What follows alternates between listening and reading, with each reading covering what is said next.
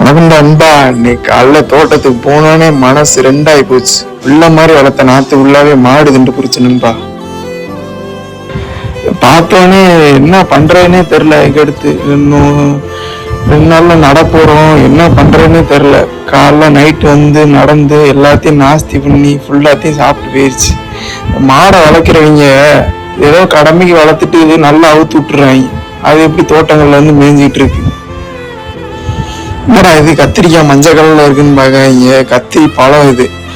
இன்னும் கொஞ்ச நேரத்துல தொலி அடிச்சு அழிக்க போறாங்க. அதான் புடிங்கி வச்சோம்னா அடுத்து விதைக்காவது ஆகும்ட்டு புடிங்கி வச்சிருக்கேன். இன்னும் கொஞ்ச நேரத்துல அழிச்சு தொலி ஆக்கிடுவாங்க. இது ஒரு நல்ல உரமா இருக்கு நம்மளுக்கு தோட்டத்துக்கு. தொலி அடிச்சு முடிச்சோன்னே அவ்வளவுதான், இன்னும் ஃபுல்லா நெல் விவசாயத்துக்கு ரெடி ஆயிரும். இன்னைக்கு வரப்போல கொஞ்சம் பாக்கி இருக்கு நண்பர்களே. வரப்போல தான் பார்த்துக்கிட்டு இருக்கோம். இன்னும் எப்படி வரப்போல 3 நாளைக்கு இழுத்துரும். வரப்பு நல்லா ஸ்ட்ராங்கா போட்டாதான் நம்மளுக்கு தண்ணி பாய்ச்சறதுக்கு எல்லாமே தோதாத்தான் இருக்கும். என்னதான் வரப்போல பார்த்தாலுமே எனக்கு அந்த நாத்தாங்களை பார்க்கும்போது எனக்கு மனசு விட்டுருச்சு. என்னடா 1 மாசம் ஃபுல்லா கஷ்டப்பட்டு உழைச்சோம், எல்லாமே வேஸ்டா போச்சு. ஒரு நாள் நைட்ல வந்து மாடு அம்புட்டே நாசம் பண்ணிட்டு போயிருச்சு. ரொம்ப கஷ்டமா இருக்கு. அவ்வளவுதான் மாமா இன்னும் குளிச்சுட்டு கிளம்பிடுவாங்க. நம்ம தான் நைட்டு காவலுக்கு இருக்கணும்.